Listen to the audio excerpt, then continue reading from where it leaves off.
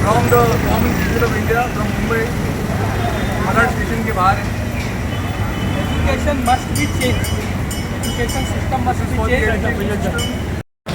इतने सारे बच्चों के मरने के बाद भी एक मंत्री अपना इस्तीफा नहीं दे सकता है। ये लोकतंत्र है। लोकतंत्र के अंदर जवाबदेही सबसे पहली जिम्मेदारी बनती है और जवाबदेही देने के लिए तैयार नहीं है। इतना एरोगेंस मोदी गवर्नमेंट के लिए ठीक नहीं है। 20 तारीख को जिस तरीके से हजारों बच्चों को मारा गया, डंडों से पीटा गया, आंसू गोले मारे गए, लड़कियों को मारा गया, बच्चियों को, छोटे छोटे बच्चे आए थे उनको मारा गया। सर हमने तो डंडे में देखा, वीडियो में वो कीले भी लगाई हुई थी, क्या था वो? वही मैं बोल रहा हूँ, इतना इनह्यूमन बिहेवियर। ये कोई आतंकवादी नहीं थे, ये कोई संसद में बम मारने नहीं आए थे, ये अपने अधिकार के लिए आए थे। और संसद में अधिकार, संसद है किसका? संसद तो हमारा ही है ना, हम बच्चों का ही संसद है ना, किसी और का तो संसद है नहीं।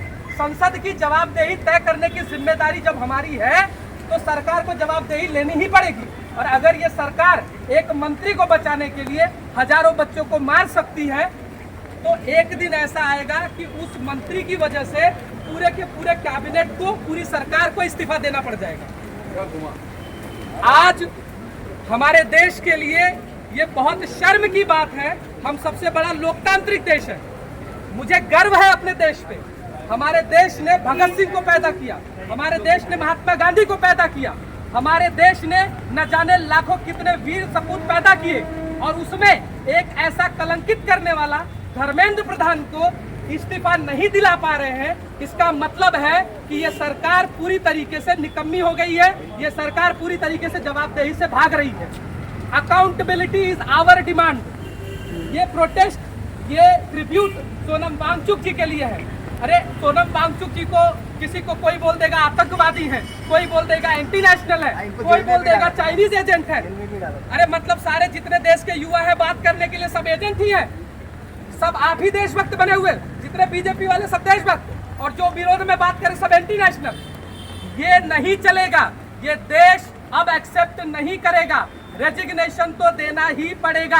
अगर नहीं देंगे तो घर घर से निकलेगा आदमी और रेजिग्नेशन मांगेगा। और जब हर युवा, 20 तारीख को एक सिंपल सा बात था, बच्चे पीसफुल प्रोटेस्ट कर रहे थे, जैसे अभी हम पीसफुल हैं। हमारे हाथ में ना डंडे थे, ना हमारे हाथ में पत्थर थे, ना हमारे हाथ में लाठी थी, फिर भी इतनी बर्बरता से पीटा गया कि हम जैसे आतंकवादी हैं। छोटे छोटे 10 साल, 12 साल, 15 साल के बच्चे आतंकवादी थे। ये नहीं चलेगा। ये देश हमारा है और इस देश को कुछ चंद नेता नहीं चला सकते। इस देश का युवा ही इस देश को चलाएगा। कानून बनेंगे उनके लिए।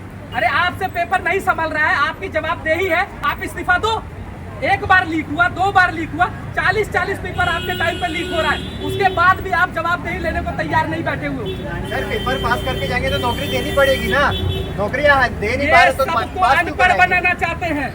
इस देश का जो भी सच्चा देशभक्त होगा, आज वो सोनम वांगचुक जी के साथ खड़ा होगा, आज वो सीजेपी के साथ खड़ा होगा। वो वहाँ पे अपने लिए नहीं खड़े हैं, वो यहाँ पे देश के बच्चों का भविष्य बदलने के लिए खड़े हैं।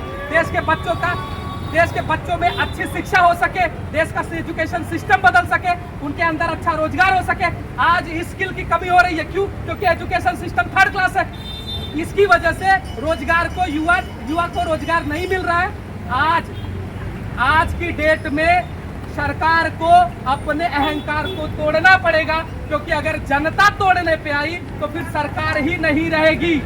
इस देश का लोकतंत्र बचाने के लिए, इस देश को बचाने के लिए भगत सिंह, राजगुरु, सुखदेव फांसी पे चढ़े थे। उसी तरीके से हर युवा भगत सिंह, राजगुरु, सुखदेव और महात्मा गांधी बन करके इनके ऊपर टूटेगा, तब देश में इनका ठिकाना नहीं लगेगा। जय हिंद, जय हिंद, भारत माता की जय, वंदे मातरम, वंदे मातरम, जय महाराष्ट्र, जय महाराष्ट्र, जय महाराष्ट्र।